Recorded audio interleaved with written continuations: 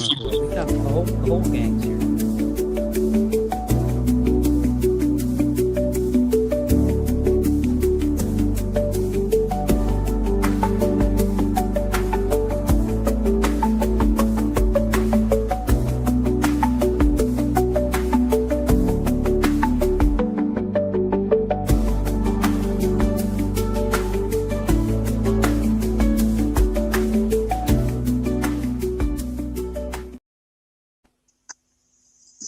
What's up, everybody? Welcome to a post-game show on AAT Sports Network for the Philadelphia Union. It's 9:02 p.m. on February 26, 2026. We have just witnessed another belt-to-ass performance from the Philadelphia Union as they took care of Defense Force 7-0. They have advanced to the next round of the CONCACAF Champions Cup. Today, I am joined by the second best Marylander after tonight's performance, Todd Lewis from the Free Kick Pod. We have Dave Miller out from overseas in England. Dave, and then, of course, our Bolivian Bogart himself, Jose Nunez. We got a full house tonight. I'm really excited to talk Union. A lot to discuss tonight. Todd, I'm going to go to you first, sir. How are you? Initial thoughts after the 7-0 result?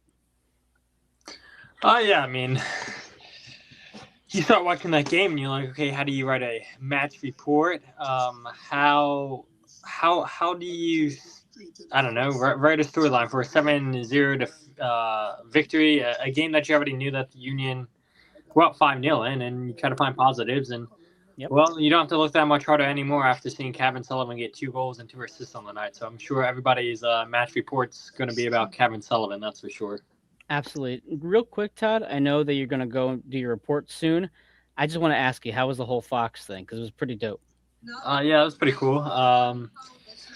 Yeah, I mean, first time seeing a TV station, first time in a TV station, and just really seeing like the production, how a show gets produced and everything was so cool. And I don't know, we complain all the time how we wish that the radio stations in Philadelphia would give the Philadelphia Union more coverage. We complain that there needs to be more soccer talk, but look, Fox 29, they do a TV show every Thursday called Brotherly Love FC, and it's basically talking Philadelphia Union, talking the World Cup coming to Philadelphia, and then they usually wrap it up with the United States men's national team. And so, yeah, give Fox 29's podcast, the show, some views, some respect, because, like I said, I mean, the city does take a lot of slack. The radio stations does take a lot of slack from fans, but it's warranted. But at least there is coverage of some sort, even if it is 30 minutes, right? At least you do get it from one of the big stations in the city. So, yeah, really cool experience and really an honor to get the opportunity to do that, much like Jose Nunez up to the right of my screen also got to participate in that about a month ago. So, pretty cool opportunity. Absolutely. We're going to talk about another station in Philadelphia. Real quick, I just want to say hi to people in the comments. Valerie, Joe, Mandy, I see Sexy Hoagie's in the comments as well. Wolfie's in the comments. Well, that was a blowout. Glad it came. A nice night for soccer. It was a great night overall. Really quick before we get into the starting 11 and kind of dissect this match. So Todd mentions Fox doing a great job covering the Union. I have to mention this because it was really funny. We know ABC has had an issue with the Alejandro Pedroia moment from years ago. They mentioned that Kai Wagner got sold to Burlington City FC. Well, today, our friend Mandy shared on Twitter this picture of Milan Lasky as your Union head coach. I have it on the screen. For those people who are listening on Spotify or Apple, I'm sorry, but it's on the overlay in front of me. But they put Milan Lasky as the head coach. So I made a collage. I post on Twitter. I also see Ben Brescher in the studio. I'll bring him on in a few minutes. I think to your point, Todd, is that we don't get a whole lot of coverage from these big stations, Fox, ABC, NBC. A lot of the coverage for the Union is for people like us, the Free Kick, the one team we agree on, AAT Sports Network. And it's nice when ABC does get a moment to advertise the Union, but for 3 times they've had really bad typos. But the Milan Lasky head coach one really just made me laugh. I got to figure out how to take this off the screen. Okay, there we go. I want to bring Ben Brescher. Ben, hello, sir. How are you doing tonight? I'm doing great. How about yourself? Obviously, great win. I'm doing great. Ben, I'm going to ask you first because I just put on the screen. Any thoughts on the 6ABC blunder and these blunders we get sometimes from the bigger media who don't always follow the team as well as we do? Yeah, I definitely think it's quite hilarious to Union fans to see this, and it's definitely funny that it happens more than once. But yeah, I just think that yeah, I think that a lot of these news sites, it's good that they're covering the team, the Union, as well as all the other Philly sports teams. But Mhm. yeah, obviously they're big mistakes that are going to go around the fan base now. Absolutely. We got another comment here. Lord of Olympia says, thought we might see more of Anello. What is his injury? Now, I've been pretty occupied these last few days. Jose, I'm going to ask you, what is the news on Anello? Any word on him? I went to tap my screen. I'm on my laptop, not on my tablet, so I apologize. I tried to unmute. Honest, thanks, sexy. Very kind of you. With Anello, I think he's just still healing from. I guess I don't know. I don't know what DC was. He played towards Muscle the end. muscle injuries. There you Muscle go. injury. Gotcha. Just a muscle injury. So I don't know. I would have sworn that he would have popped up, but then again, it was such a meaningless game that I don't know what you take away from this game outside of giving Kevin Sullivan and they get that milestone out of the way for sure, but giving Salalivas and Jakupovic his opportunity as well. So like it's happy for everybody who scored and played, but not a lot of weight behind this one, if you were to ask me. But it is a game. Yeah, no, it's weird because you can only take so much from a game like this against a weaker opponent like this. But let's discuss the starting 11. And Dave, I'm going to ask you about that lineup first. So we had Andrew Rick again in net. We had Olivia Mbiza, who was a topic of conversation. I think that was the one thing that we can probably talk about a little bit tonight. We had Macania, Martinez as your center backs. We had the MLS, I believe his debut tonight, Sakara, out in left back. We had Lukic and Raffanello. Great to see Lukic back in the lineup, getting some minutes. Kevin Sullivan and Alejandro Bedoya as your center mids, and then you had Alado and Stas as your forwards up top. Dave, when you see this lineup come out, was there anyone in particular that you were excited to see? Anyone in particular that you thought maybe should have gotten a chance? What are your thoughts on tonight's starting 11? I was glad to see Barzo get a run out. I feel like Yeah. with the injuries they have defensively and, you know, with as Jose alluded to, how meaningless of a game it was if and Barzo didn't get a run out, would have probably been very concerned what he was going to do for the rest of the season. Lukic was the one that I was sort of shocked by. I mean, not fit enough to play in the opening game of the season to then somewhat trot him out for this game sort of shocked me a bit, but I guess get some minutes in the legs, improve fitness for him. I think those are the main two. Obviously, seeing Cavan start was obviously nice to see. Raffanello a bit further forward, and we'll touch upon that in a minute. But yeah, and then Alado as well. I thought good to see. Obviously, he's going to be suspended. We don't know if it's for 1 game or 3 games yet, but Right. I don't know if Jose knows about that or. Yeah, they were sort of the main ones, and obviously on the bench as well, and having the younger guys from the U2 called up. Yeah, it was probably the sort of squad I was expecting to see all round, apart from maybe Lukic. So Absolutely. The bench, as Dave mentioned, was Andre Blake and George Marks, Nathan Harrell, Seri Larson. Ben Bender makes his return to the team. We know he had a bit of an injury, and he had himself a big night. Jesus Bueno, Danley, Milan, Indy, Bruno. Is it Jakupovic? Jakupovic? Am I pronouncing that correctly? Jakupovic. Jakupovic? We'll figure that one out. And Sal Olivas. Now we're going to briefly mention Olivia. I think Dave, that's one good point. We saw last season how the Union did not rely on Olivier in that right back role. We instead we saw Alejandro Bedoya out there for probably too many opportunities. So far this season, we've seen Raffanello play the right back. Obviously, Nate and Frankie can do that. But I was happy to see Mbizo get some minutes because, to your point, if he doesn't play in a game like this, that's absolutely meaningless overall. That's a pretty big issue. However, there was a couple moments, and Todd, I'm going to ask you first, that Olivier kind of got burned. I thought he had moments where I was like, okay, he definitely looks like he should not be playing. Any thoughts, Todd, on you on Olivier? We're not going to dwell on him too much, but I just want to hear your reactions. Yeah, not good. Yeah, I think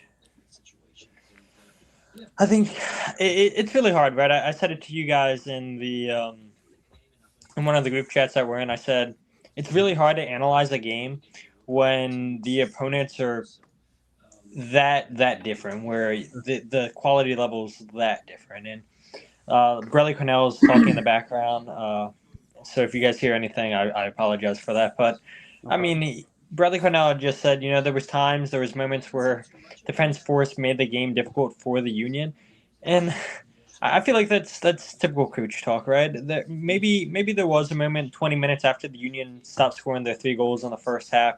The Union ended the half with only 2 more shots on target. I think 2 more shots for the rest of the first half. You started to see Defense Force bunker down, which I thought was so odd. They put all 11 players behind the ball, and I'm like, why? Why are you sitting deep? You're down by 3 goals in this game. You're down by 8 goals overall. It made no sense why Defense Force would sit so deep, but they did make it difficult, I thought, for times for the Union to break them down when they put everybody behind the ball. But you saw a couple times on the night Defense Force got in behind the Union. I thought Martinez and Macania both got out muscled at times by the Defense Force players, which I think maybe he's a little bit concerned if you get better opposition, better opponents against them compared to what we saw from Defense Force. But to your point for Olivier Bizo, yeah, I mean, I don't think it was the greatest performance. Got out muscled off the ball, a couple bad passes. Positionally, he was all over the place, it felt like. And I'm sure part of that's the Ross, his first game of the season for the club. Bradley Cornell had said, press conference a tour ago, that the reason he didn't play in Trinidad is because of what was the reason? Like fitness reasons, preseason reasons. I forget exactly what he said, but he's looking a little thick, Just yeah, exactly. We don't see Olivier in the first 2 games of the season. Finally gets a chance tonight, and yeah, like I said, I mean, there was moments where it wasn't great, but at the end of the day, the Union kept a clean sheet, like Bradley Cornell just said. That was the number 1 goal for tonight, is to keep a clean sheet, and yeah, Bizer was a part of that, so you got to give him some credit for that. absolutely. T-Mac brings up a question, and we'll kind of segue to this into the next topic. And Ben, I want to ask you about Sakara and his performance tonight, and Lukic as well. T-Mac says, off topic, but do we have roster profile breakdown yet? DP and U22s. On the site, it says Damiani's a U22. Were they able to switch his designation? Does anyone know this answer because I do not. Bueller, do you know, Todd?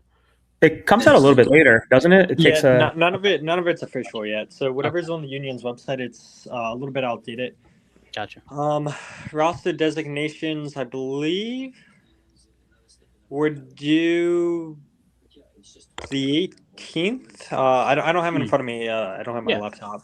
I believe roster compliance was due the 18th. So I would imagine here in the next couple of weeks, MLS will release the club's roster profiles, and then we'll get a breakdown on that. But yeah, whatever it says on the Union's profile or website, none of that stuff's updated or accurate as of yet. Just wait for something official from MLS. There you go, T-Mac. Just stay tuned. Appreciate it. Okay, Ben, I want to ask you about Sakara. So, as Todd mentioned, Olivier gets his chance tonight. He probably doesn't get another chance anytime soon. I think the same can be said about Sakara. He plays left back tonight. Any thoughts on him and his performance, and as well as Lukic as well, because we finally get to see time with him in the first team. Well, obviously in the first team, but in 2026 we get to see him. So, what are your thoughts on those two? Yeah, immediately when I saw the lineup, Sakara is the one who stood out to me personally. Yeah, I felt like this was his chance with the first team. I've watched a good bit of him in the last couple of seasons with the U2. And yeah, obviously he's very versatile, but going to step in at left back tonight. And yeah, he's a right-footed player at times, so it's definitely interesting to see what was going to happen there. Kind of similar to Frankie at times. He would cut in, but I really like the combination with Cavan in the first half and parts of the second half as well. But yeah, I thought it was a really, really impressive game from him. Obviously taking into account the opposition, but it's definitely something to build on. And then in terms of Lukic, I just think him starting the game was, just to get minutes back in the tank. The broadcast said he was recovering from like 3 broken ribs. So it was always planned to get him probably 45 minutes. he looked all right out there. There were some moments that I felt like he almost had too much space and time with the ball, that the passes in the middle of Rafa weren't quite spot on. But yeah, I just think he stepped in and did what he needed to do, really. Yeah, I really like to see Lukic get involved early. I thought he was very involved in the first few minutes of the match. But to your point about Sakara, I think one thing that we should not take for granted is how comfortable Frankie is in the left back role. There was a couple times that we saw, at least I saw when I was watching that match, that Sakara was definitely reluctant to go on his left foot. And you could see he was almost not wanting to push down the line, instead turn it back to Lukic or Kevin, whoever it might be. And granted, I mean, this is a young player, obviously not in his comfortable position. I get it. But I think the biggest wow moment for me in this match with Sakara was the tackle that he made that leads to the penalty kick. I mean, he's the one who kind of sparks that. So again, he did not feel out of place for me whatsoever. And as Lord of Olympia mentions when we're talking about left backs, is the Ndinga deal official? It is not official yet. I'm assuming it's still being finalized. Jose, any extra bit of content you can add to the Felipe Ndinga deal? It's, as far as I know, it's done. I think they're just waiting for his body to physically be in Philly, if not already in Philly, waiting for just the picture to be, I don't know, could be a 10 a.m. email tomorrow like they typically do. So it could be as, he should be, per sources, a Philadelphia Union player. Love it. So it's basically a done deal there, which is great to see. And obviously with Frankie on the mend, important to have some depth there. But Jose, I'm gonna shoot it back to you real quick. We saw more of Jeremy Raffanello tonight. In particular, we saw him taking corner kicks, which is something I don't think we've seen before. Any thoughts on Raffanello? I mean, we kind of tore up Bueno last week in our last show. And I kind of want to hear your thoughts on what you think Raffanello brings to the table today and what you saw today.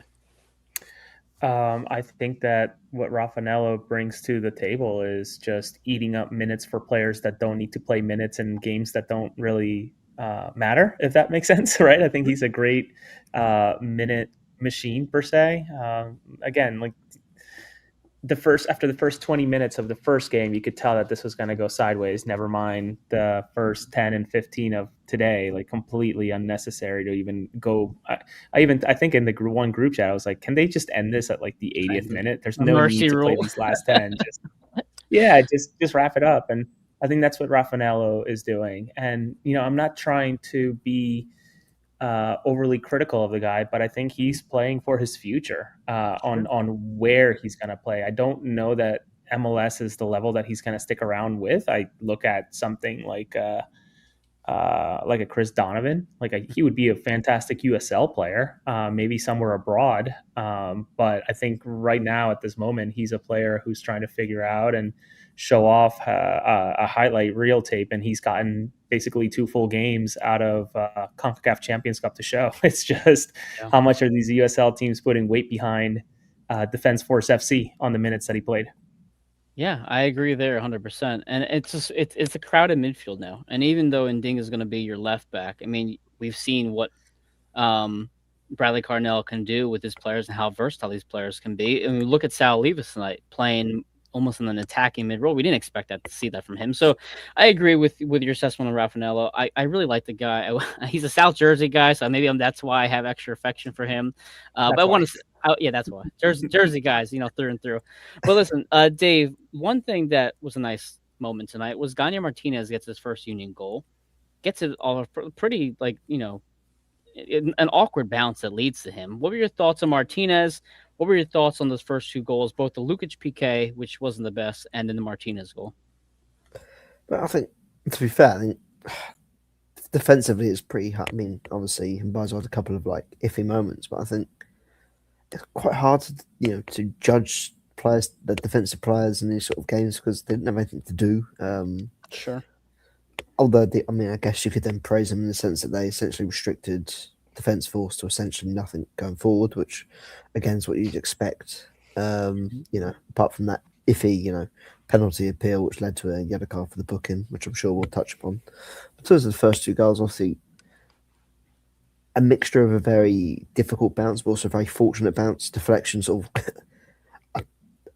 We sort of saw what happened. You saw the initial with Lukic. I don't really know if it's a attempted cross in the box or as a shot. Yep.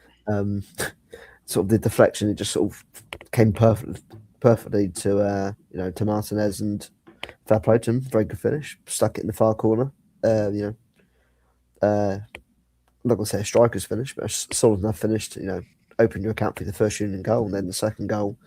I mean, fair play to Raffanello. That's what you want to see in those sort of situations. Getting on the front foot, pressing hard at the pitch. Not allowing defence force to get out, and driving at defender, being willing to take a risk and take it beyond the defender, and he gets tripped up inside the box and is rewarded for not only being aggressive but willing to take a risk and show what he can do. And as you guys sort of alluded to, the fact that it's going to be a very crowded midfield this year, and a lot of competition for places is going to be heavy. Doing those sort of things in these sort of games where not only it's defence force, no disrespect to them, but they're the sort of games where you're expected, if you do want to sort of make a mark, to stand out. And fair enough, he did it. Absolutely. Now, I must have not been paying attention. So when Gainier Martinez pushes the guy in the box, and the other player got marked with a yellow card, right? Well, Jose, I see you laughing. Go ahead. What do you want to say here? Dude, that was the best box out I've ever seen in a soccer game, because it was such a clear push that I'm thinking about. And even I'm not trying to delete goals off of somebody's record, but I thought Cavan's second goal was offsides. maybe my angles were a little off, and I'm typing and looking. But no, that goal was a tidy finish, both on Cavan and Martinez. But boy, was that a pretty apparent push. That's CONCACAF refereeing though for you. So just got to play along with it. Listen, Jose, go ahead. So isn't VAR in play though? So it would have been VAR was in play. I mean, they reviewed Cavan's goal, but they did not review because the guy flew like 6 yards. He had a bit of some fight to him for sure. I don't know who the guy was who played that pass through, but I'll tell you what, that was probably my highlight of the game in terms of. It was a cross by Sequeira, wasn't it? That just bounced about and ultimately found its way to Martinez. I think it was, because I think I saw Cavan go like, "Why aren't you putting me through?" I'm just replaying it in my mind's eye. I think Sequeira went and crossed it, or maybe it was Raffanello. For the Martinez goal? Yeah. It was Lukic. His goal, yeah. like it's deflected up. Well, good thing I am not a VAR official and going up on my brain. According to T-Mac, VAR packed their stuff up after the Cavan goal, so really nothing to see here. But listen, let's talk about Cavan. I mean, Dave, you mentioned players, making their mark against a weaker opponent. Ben, I got to ask you about this third goal, because I love goals like this, and what we saw in that third goal with Lukic, Bedoya, Cavan backheel to Stas, really great team goal. But I mean, for me, Stas, I'm going to say his name again, Korzanowski and Cavan Sullivan have really impressed me in these 3 games so far. I just want to hear your thoughts on them, what you've seen this season, but particularly that goal, because that was awesome. I thought the goal was fantastic, honestly. Yeah. It kind of reminded me of a goal we had last year away in Montreal. Where, Danley just carved open that midfield, and Indy scored very early on. It was great. It was really great tiki-taka play. 1-2s, a lot of time in between the midfield. But yeah, I think the combination of Stas and Cavan's really beginning to grow. I really like what Stas is doing. I think he suits the system really well, our system, because obviously he's a big hold-up striker. As I said in the past, I think in the offseason, getting rid of guys like Ty Baribo was going to open the door for kind of a new look offense. Like Alado and Stas are both big strikers, hard to bring down. We always want to play like back to goal with them, and I think that really set up the goal. Stas just laying off to Cavan and then Cavan with the little heel flick back to him, and great finish as well into the bottom corner. Yeah, I mean, Ben, you've been a Union fan as long as Jose and I have, and I cannot remember a striker with this amount of size. Because again, I've said this a ton of times. Stas is huge. He's 6'4", 215, but he's really good with the ball at his feet. Like, he seems very comfortable with the ball at his feet, but he also seems to just find the right places and pockets to sit in. We saw that in particular with his I think it was his second goal. What was that, Jose? I would say the only comparison I can think about at the moment, and I don't know what size he was, is that of Fernando Aristigueta back in 2015. 2013? 15? 15. Wow. Yeah, Yeah, it's yeah. 15. Oh my God. He was a big Venezuelan bro. So he's the only one that I can think of with that type of. Because then you had Danny Mwanga, who was a stick but fast. Aristigueta is the only. Casper. Casper was terrible with the ball at his feet, though. I thought of because Casper and Stas kind of run similar. They have like almost a stiff run to them.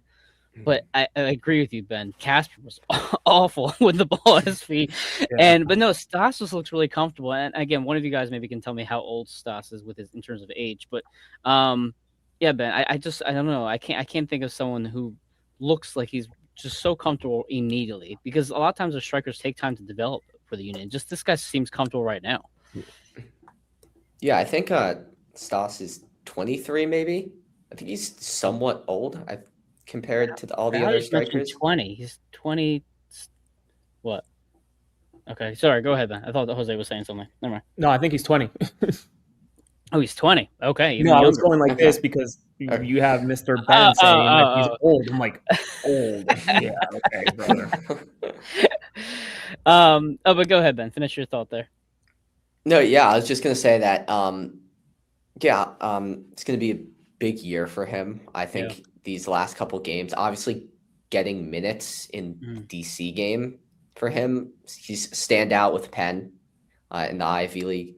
And yeah, I just think also, I mean, Eddie Davis is dealing with an injury. Not really sure where that lands up on the depth chart, but he could very well earn more minutes with the way he's been playing.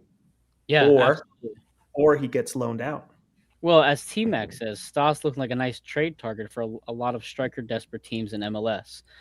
I like the kid. I hope he sticks around. I love what him and Alado bring to the table, and they're both just really strong. I know, Jose, you highlighted in one of your tweets, I think, from the last match, you see Alado holding off two players. It's just great to have that kind of strength there. So we get to the second half. I think it was, 3-0 entering the second half. The substitutions were Sal Levis and Ben Bender. Sal came in for Lukic. Ben came in for Makanya, I believe. Sekera got moved to the right. Mbaizo got moved to center back. And Ben Bender gets a goal tonight. Dave, first of all, Dave, I want to hear your thoughts on the experiment of Ben Bender left back. But I want to hear your thoughts on what we've seen so far, because I think the only time we've ever seen him at left back so far was in Marbella, which is obviously like a preseason game. You only get to see a whole lot. But I mean, is it weird for me to say he kind of looks comfortable out there at left back?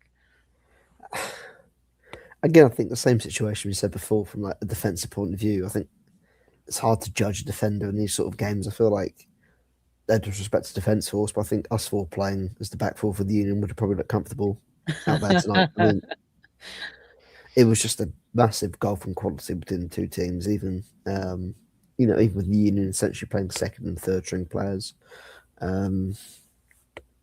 But no, yeah, I mean, fair play to Ben Bender. I mean, he said look comfortable. He was willing to push up the pitch and get into a good attacking position.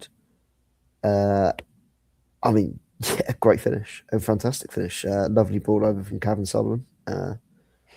As Mandy says, Ben ain't a Kai replacement, that's for sure. No, he's not. But Dave, to your point, that goal was really nice. It showed a lot of confidence. He traps with his left, shifts it to his right. I think if anything, again, we're going to go back to the midfield depth, and obviously he's not going to be left back every single week, or as a backup. But he adds a really interesting caveat to what this team can do, both defensively, offensively. I mean, I don't know, where would you want to see Ben more often in any other place in the field? Thing is, I think, to be honest, you would like to see the best players, your players in their best, almost preferred positions when they do play. But I mean, as Raffinello obviously showed in the first leg and now Ben Bender in the second leg, players like that who are probably, on the fringes of the first team or being in the first team squad and getting minutes, showing that you are versatile and can play multiple positions, different roles. It's going to be massive in a team like this. And I mean, again, we're seeing already injuries are only 3 games into the year. Injuries are starting to pile up a bit. The suspensions. I mean, this showing you're versatile is going to be the best way to make your way into the team. There's no idea how long Frankie Westfield's out for. So yeah, I mean, showing that you are versatile is secret sauce. You know, showing your versatility is going to be massive this year. And I mean, again, I think even as you sort of alluded to, like in the first half, just seeing how comfortable, how comfortable, I think was Rafinha out. I think Rafinha was out on the left tonight with like Cavan just in behind him. Like, even then, typically, we have when Cavan's come on this year, he's typically come on in those wider positions. So he does go wide. For him to be in a more central role tonight and comfortable there. That's Cavan showing that he can play 2 or 3 different roles as well. I mean, again, it felt very experimental tonight, and probably I know Bradley Carnell's probably looking at it thinking, well, I know like players like Sal Olivas can play as a striker, but can they go and play out wide, or can they play in different positions, trying to see who can do what and who can play where. And again, perhaps when the Open Cup rocks up and turns around, we might see a very similar team. You might see Ben Bender at left back, and so. And I left this comment up because I'm going to forget to ask this question if I don't leave it up. So Lord of Olympia says, safe to say Bender will not feature left back versus Club America, obviously, for sure. But do you guys know the date of that matchup? Because when is it, Jose? 3-1, March 1st? No, March the 10th, I believe, is the first leg. No, and I'm shaking my head because I'm thinking to myself, okay, if the first leg is March 10th, I'm not sure where it would be. I would think Club America. I don't know. I don't know where the first leg goes, but selfishly, I leave for the West Coast for 9 days on the 20th. So I hope that I'm around. I don't want to miss another Club America home game the way I did the first time around, and that would stink because that's a special scene. It is, and for those of you who have not seen, Ben, did you go to that Club America game? Yeah, that game was crazy. Like a couple of years ago, I was definitely at that one. But yeah, I think I'm not exactly sure with the drawing, but I think Club America are a higher seed than us, so I feel like we would have the first home game, if that makes sense. Oh, but I'm not. We'll have to see.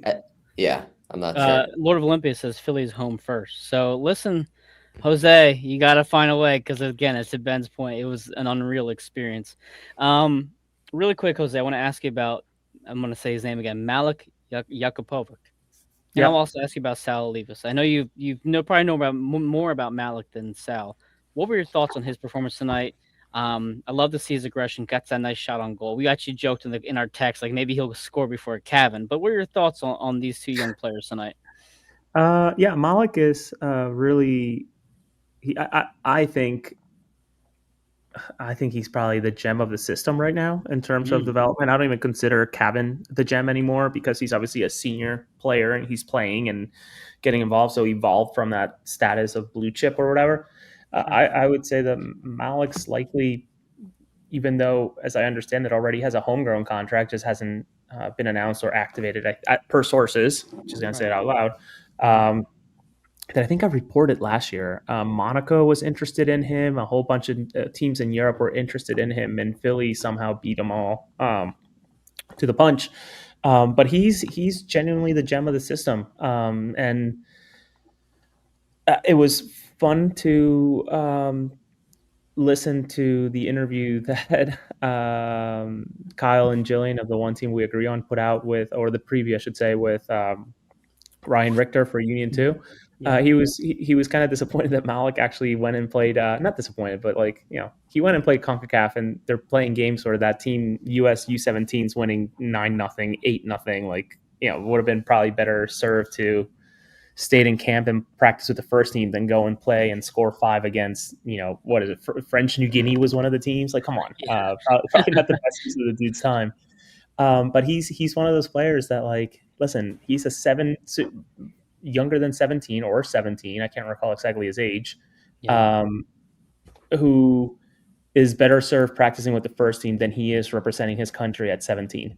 That tells you a lot of the level that he has. And from all intents and purposes, people that I talk to about him, he is the biggest thing to probably go through Philadelphia right now. Probably a bigger prospect than Cavan himself at the time. And that says a lot considering Cavan's already signed a contract with Man City. But I mean, I don't think if you ask an average Union fan to name one player on the team, even a non-average, even someone who just happens to catch them on commercials, more often than not, one of them is going to say Cavan Sullivan. no one is going to mention Malik's name. It just seems like he's so under, and I don't say that disrespectfully. I say that in the sense that he's Yeah. so under the radar. I agree with you 100%, Jose. I don't think he's getting enough recognition, which again, in a way, is kind of nice. It's our own little secret out here in Philly. But I thought he looked good tonight. Yeah, go ahead. He's 6'2", and I met him for the first time in person. Malik, that is, the security guard didn't realize that he was a player for the club, so he was coming to watch the first team, and the security guards wouldn't let him through the media gate because he didn't have his player, staff badge that they're supposed to have to get in and get out. So I remember going next to him and saying, "Do you mean to call Nico?" And he's like, "Yeah." Please, can you call Nico? And Nico came and sorted it out. You had to be the adult in the room at that moment. I'm going to ask a question that Mandy brings up before I continue the last parts of this match. Of course, there's not a whole lot to talk about. We'll get to the Kevin Sullivan goals in a few minutes. So Mandy says here, can we discuss how if we advance, we got to play Nashville or Miami again? So I imagine if we get past Club America, we get to play one of those two clubs again. Dave. That's a very big if. That's a very big. That would be a monumental if. What do you think? Would you rather play Nashville or Miami? After we saw Nashville take care of business on us last year.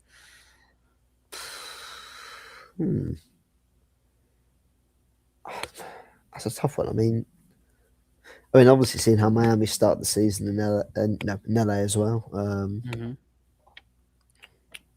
I just feel I have to go Nashville just purely because playing against Messi is just. Yeah, it has to be Nashville. I mean, just the thought of playing against Messi just doesn't fill me with great confidence. No, and ironic that you say that, considering Nashville beat us 3 times last season. Ben, I don't know if you watch either of these clubs so far this season, but who would you rather have right now, Miami or Nashville? I've seen a good amount of them so far. Obviously, their first game in MLS. I'd actually disagree. I feel like I would rather the Union, if we advance, play Nashville. Or play Miami. I think Nashville started the season really strong under BJ Callahan. I think they're the team to beat right now. I think Inter Miami. I mean Messi in specific is dealing with an injury. He got like a little collarbone injury. But yeah, I think Inter Miami obviously got outplayed by LAFC in their first game of the season. It's definitely a team that the Union would have to be up for, but I think Nashville complement the Union system really well. They kind of play a similar formation. And yeah, as of right now, I would probably play Inter Miami. Just my thoughts on that now. No, listen, I don't think there's a wrong answer. T-Mac says, I think both of Nashville and Miami are losses, but I'll take Miami just for the extra eyes watching and to get some more hype in Philly. Listen, it is a circus when Miami comes to town, and it's obviously always a packed house wherever Messi goes. But a couple of more notes from tonight's game. So we have I'm trying to think. Alado got a little bit of injury. I saw him grab his left hamstring. Thankfully, he was able to jog it off. Obviously, came back and finished the game. Bueno gets a captain armband. And a little funny moment, Ben, I believe you posted on Twitter, if I remember correctly, that it looks like Alejandro Bedoya was like, who do I give this captain armband to? Were you surprised at all, Ben, that Bueno got the armband? Not really that Bueno got the armband. It's kind of funny that Bedoya just looked around and saw that he was playing with a bunch of teenagers. I think Bueno makes sense. I mean, the only other guy I would consider would be Bizo, but I don't know how good his English is and everything. I mean, Bueno's English probably isn't that great either, but yeah, Bueno's been with the team for a while, so makes sense to me. As Val says, Jesus is my captain. Okay, Jose, I gotta talk about the wonder child over here, Kevin Sullivan. So he gets his 2 goals, he gets his brace. Let me hear your thoughts on the Kevin Sullivan finally breaking through and getting those goals. First and most importantly, Miami's playing a fucking friendly today in Puerto Rico. I don't know why they're playing a friendly in Puerto Rico for no apparent reason other than, I guess, money, which is fine. Just bizarre that just got their asses whooped by LAFC and they decide to still keep, I guess they have to monetarily keep the friendly in Puerto Rico in between. I mean, when do they play next? I'm sorry, I'm deviating away from the question. Sunday. They play Sunday and they're having a friendly today. That's ridiculous. That doesn't make any sense at all. You're right. And I think the that's friendly, got pushed back actually because of Messi's injury, dealing with an injury. I think it was supposed to be like 2 weeks prior, actually, but they pushed it back. I remember seeing something on that. That's they're ridiculous. they're trying to avoid the the issue with wherever they were in Asia that the government ended up suing them because I think the tourism board ended up paying some of the fee to bring Inter Miami in, if I recall correctly. So stupid. You asked about Kevin Sullivan getting his goals, etc. I Back think on it's great. track. Yeah, no, I think it's great. I think it's honestly at this point in his career, which is weird to say as a 16-year-old. At this point in his development, he's checking off a lot of the boxes. I think what was it last year? 450 some minutes. I think that he got total. I mean, just this year alone, he's already creeping into 90 plus 50 or 60 that he. No, what did he play? 200 now, right? Yeah. How much did he play against DC? 25, 30 minutes, right? Yeah, he played So against that's Defense Force 110. already. Yeah, about probably 150 almost. Yeah, and then I forget how much he played the first game against Defense Force. It wasn't a full 90, but regardless, he's already over half of what he played in total last year through a full campaign. So checking off that box, scoring twice, checking off that box, assisting twice, checking off that box, albeit with the modifier that it was against Defense Force and not a Club America or a Nashville or an Inter Miami. So I'm happy for him. I think it's good to maybe eliminate some of this noise, right? Because I mean, I'm part of the problem, right? I posted about the guy getting his first goal. I posted about the guy getting his brace. I posted about the guy getting both of his assists, and that's done and dusted. He can likely just get that off his back, and of course, he's going to want to score more. He said as much in the post game interview. Um, I'm just it eliminates some of those unnecessary noises that surround the team because it's Kevin Sullivan. I mean, Mike, can't recall if you were in the stadium the day that Kevin made his debut, but like that press room was I had to stand outside to listen. I had to, I think, sneak my way into it, and we've never seen that press room like that unless it was the time that you were there for the Union winning the Eastern Conference that one year, right? That was, to tell you what, first of all, I have Kevin's playing card from that game. I There you was go. not at the game, but I got the card. I was in the mixing room for the Eastern Conference final, which was So it was a mess. I mean, I still remember the video of Martinez coming in and telling Curtin to finish the conference, whatever. But like, I think it's good to eliminate some of this noise and just craziness surrounding the guy and just let him ball. Take some of that spotlight away that I think his brother was doing so well for him in terms of getting that international call up last year, playing very well early on in the season last year. He was really absorbing a lot of that pressure to let his brother not necessarily and likely will never go under the radar considering he's doing ads for jeans and chicken sandwiches. So like if they can eliminate some of these, other things, I think it's good. It's really good for the guy to get this done.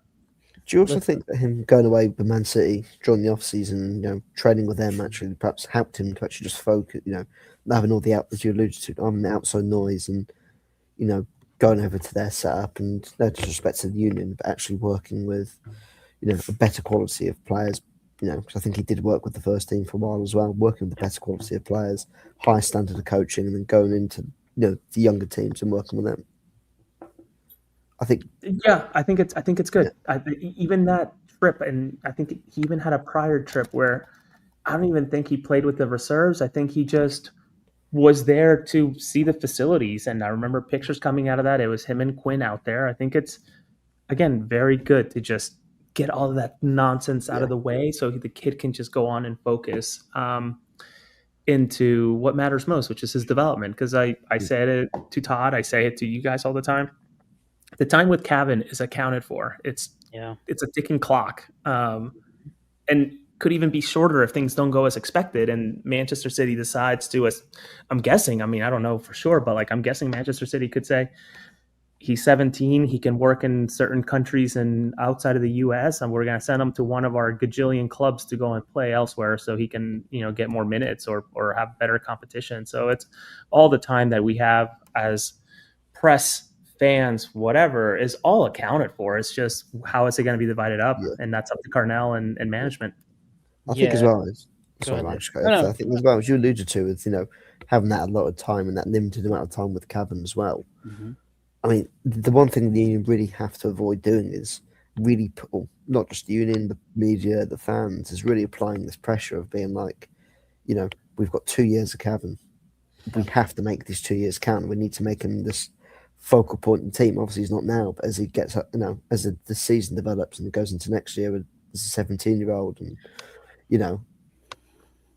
I think as Jose alluded to earlier in the show, like he's not this young kid anymore. He's not this blue chip kid. He's now, playing in the first team, primarily as a first team player. I think the union just have to try and avoid putting that pressure on him and the fans and everyone being like, we have to capitalize on these 2 years. We have to make sure that we take advantage of having Cavan with us and him become this big focal point and this guy who's going to, take us to the top and make us all competitive, because that then adds pressure to him as well as a young kid. And I mean, again, this progression so far has been great. I mean, Yeah. he's playing games at 15, Mhm.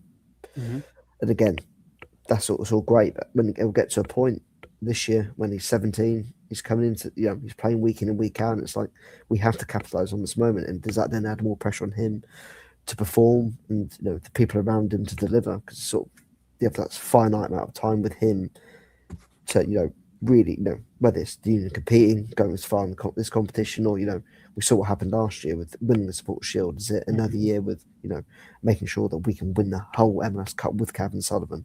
This is it. Cavan has to be the guy that leads us. Do you know what I mean? Yeah. And that's my one worry for him. You see that way too often with younger players, and we've seen it with a lot of younger players. A lot of younger American talent, not just in the MLS but outside in Europe as well, where they're put.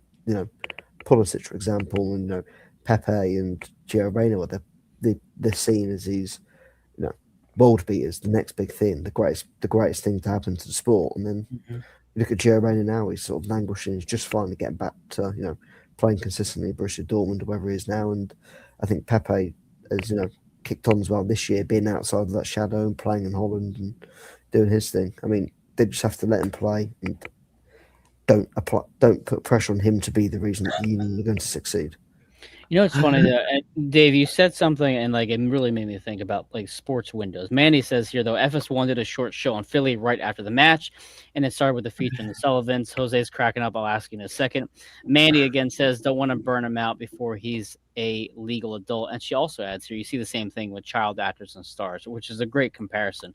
Jose, I was going to bring up a point about Kevin, but I want to hear what you're laughing about over there. I don't. Can I share my screen? I don't think you can because you're not. I don't think. Are you in the studio or are you as a guest? Nah, I'll just send you this link and you can pull it up super quick.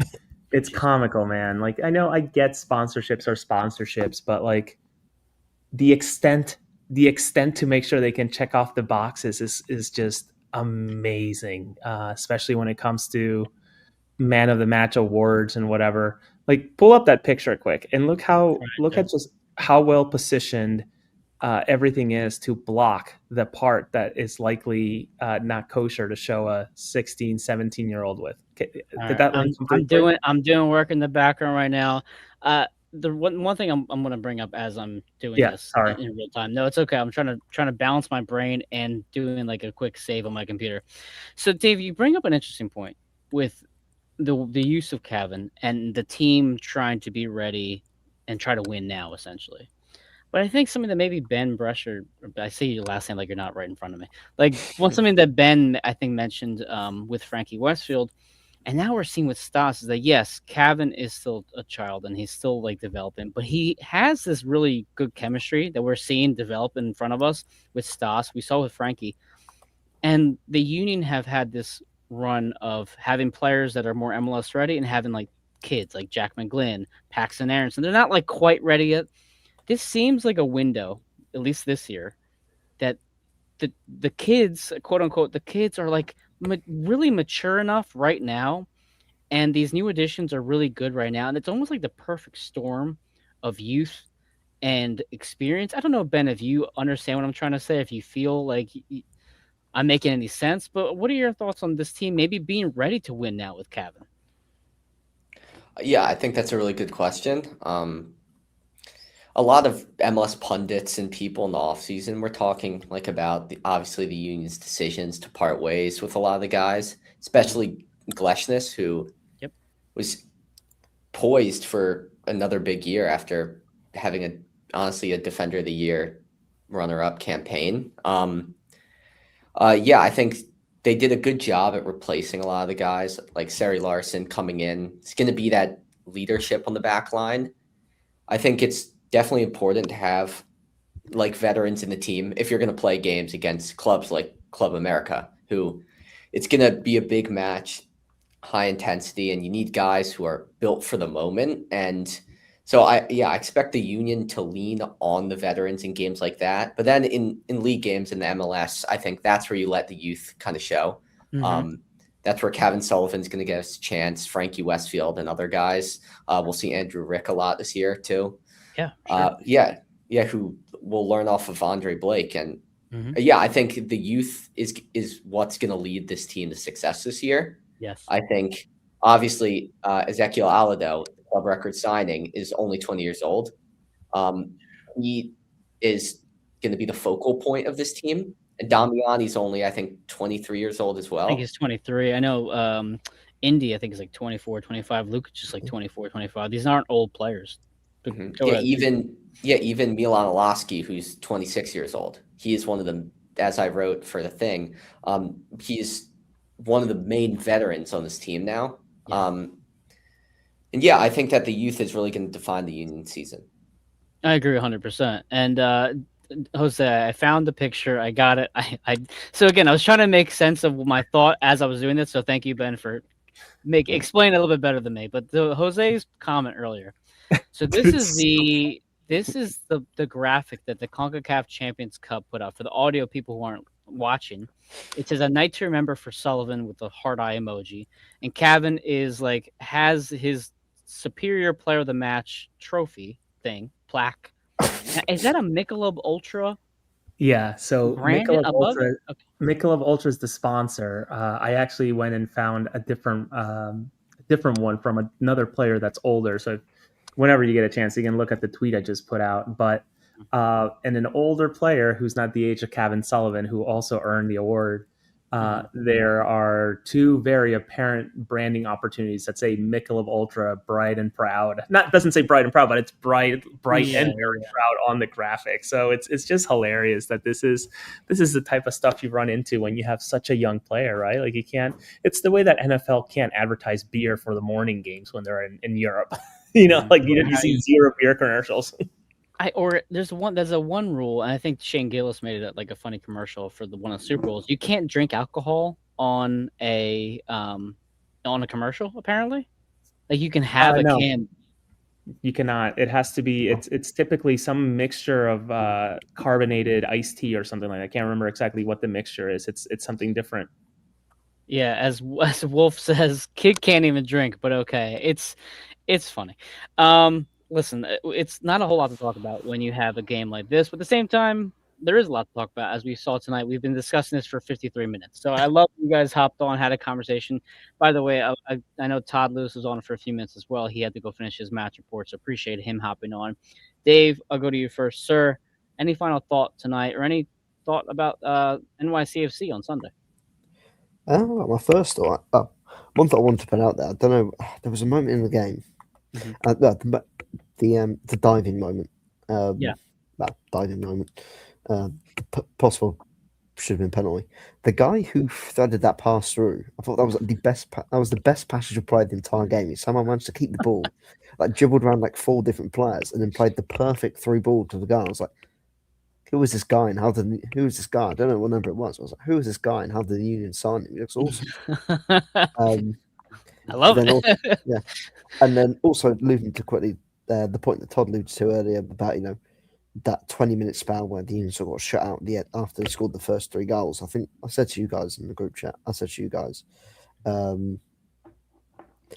you can sort of see the Union sort of took their foot off the gas a fair bit and just sort of trying to took the mick a bit with those sort of needless flicks, trying to pass the ball when they were sort of actually building a good attack. They just kept flicking the ball, and I think they got unlucky with a couple of bounces. And I think they did one like silly little touch too far, and they lost the ball. And it's sort of like they're not taking this seriously. And so there's a group of players who, on the pitch, well, a fair few of those players on the pitch should be like trying to take this seriously and put the swords.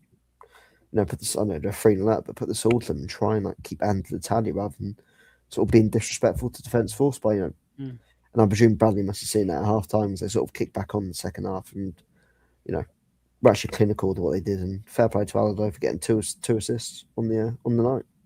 Yeah, I imagine Bradley would not let that slide. There's actually a tweet that went out today from Dan Hurley, the coach of the UConn Huskies, and he says in the huddle, like, kill them, end them right now. And like that's the kind of mentality I want to hear from my coach. I'm hoping Bradley said something similar to those. That's the mentality they had in the first 10 minutes. They scored the first guy, and you're looking at going, that's game over.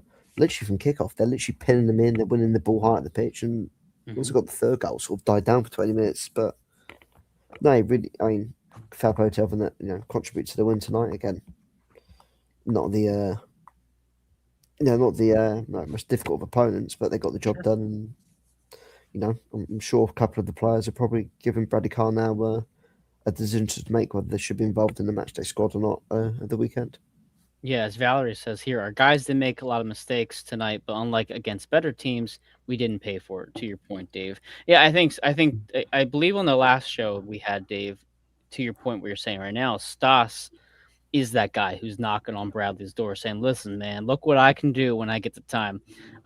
It's absolutely awesome. Jose, any final thoughts, sir, from you? Any thoughts before we get to NYCFC on Sunday afternoon?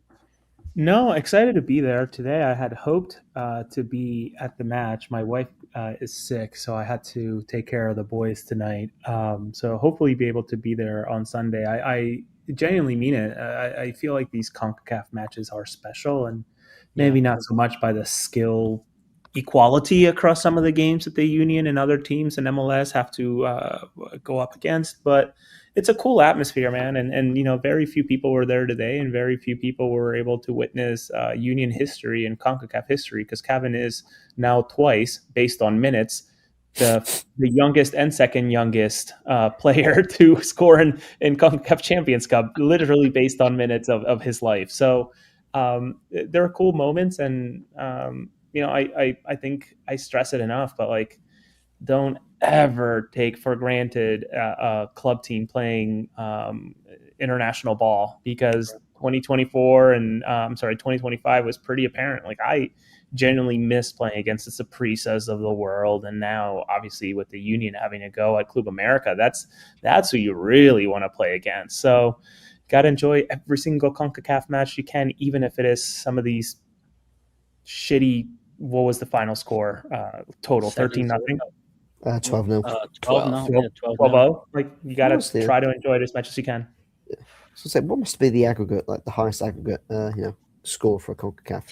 Didn't a team have 9-0 tonight? I don't know, Ben, if you maybe Cincinnati yesterday. They won. They dropped 9 yesterday for a total 13-0 in aggregate. Boo.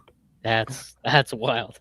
No, Jose, I think you make a great point. And for those of you who have never gone to a CONCACAF match, please find a way to do it. Even Leagues Cup. Honestly, I know we shit on Leagues Cup a lot. I get the reasons why. I'm not the biggest fan of the tournament itself, but to see these teams, especially from Liga MX, come over, it's a pretty cool experience. And honestly, the talent and the skill between Liga MX and MLS is closing. The gap is closing. We're able to knock off these teams a little bit more often. So definitely want to check out those matches if you can. Ben, sir, final thoughts on this match? Any thoughts on NYCFC that are coming to Chester? Yeah, I'll give some thoughts on NYCFC because I thought you guys covered it pretty well with this match. But yeah, NYCFC, it's going to be safe to say a closer game. It's going to be very similar to the playoff game last year and the game that ultimately won us the Supporter Shield. NYCFC are a very compact team, close in the middle. And yeah, it's going to be honestly a dogfight, a lot of 50-50 balls. They're going to try to make the Union play around them, if that makes sense, towards the sides. And yeah, NYCFC are coming off a 1-1 draw at the LA Galaxy. But yeah, I think one thing to mention just briefly is they don't really play with a target number 9. Their star striker, Alonso Martinez, got injured obviously a couple months ago, and with a torn ACL. I remember that for the playoffs when he was going to play us. And yeah, so I think I lost Ben. It's going to be a real challenge for Macania and Seri in the back to see how they adapt to that, because obviously they're going to play Nico Fernandez there, and he's going to drop back into the middle. So very interesting to see what Carnell does to adjust that. Will he drop Lukic or Danley back a little bit, or push Macania and Seri high? I only saw the first 30, 40 minutes of the LA Galaxy match with NYCFC. A couple of things that I noticed was obviously Max Morales just doesn't age for one. He just the ageless wonder out there. He just gets grayer. Yeah, he just gets grayer. LA it was a 1-1 result. It should be noted that there was a red card issued to LA Galaxy, I think in the 64th minute. And then there was the goal scored by NYCFC to tie it up 1-1, I think shortly after. But the LA Galaxy scored in the first 2 minutes of the match. I think it was Klaus from formerly St. Louis City who scored the goal there. But there was a couple moments, and it might have been because of the sun, but something to kind of pay attention for us and someone we're familiar with Matt Freese. And Ben, I don't know if you watched this game at all, but Matt Freese had, I think, 2 or 3 moments where he really struggled to get the ball out of his box. And there was one in particular that almost led to a goal. And frankly, I thought LA Galaxy probably should have had 2 goals in that first 30 minutes. Again, did you watch that game at all? Or I did, yeah. Yeah, I agree. I think some of it was part of the sun. But it's also the first game of the season for him. That should be part of a very big year for him, obviously, with the World Cup coming up. He's projected to be the U.S. men's national team #1 goalie. Yep. But I agree with you. The defensive structure for NYCFC was kind of crumbling a bit in the beginning of the game. I thought they did better as the game progressed. And obviously, as you said, the red card to Amiro Garces, the Galaxy center back, completely flipped the switch. And that's my thoughts really on that. Yeah, and they also, a big player that's missed. I mean, I know you mentioned Alonso Martinez, but they also moved on from Justin Hack, who's playing the midfield for LA Galaxy, and that was a big one. And I know one of the shows I listened to the previews were LA Galaxy had a center back problem last year, so they went out and got Jacob Glessens and Justin Hack from the Eastern Conference to kind of fill that. So again, just things to think about. I didn't get to watch a whole game, so I'm not going to talk more on the second half, but just from watching that first 20 minutes, again, Mandy mentions here Matt Freese did not look good. Wolfie said the same thing. For me, I'm thinking that press that we have and those forwards being active, I'm really curious to see how Matt does in Chester. And as Wolfie says, no, Hack wasn't playing center back. No, he was playing midfield for the Galaxy over the weekend. So anyway, my final thoughts is I'm glad the Union advanced. I'm really excited to face Club America. I'm really excited to just kind of move on from this and get back to MLS for a little bit until, I guess, was it March 10th or so.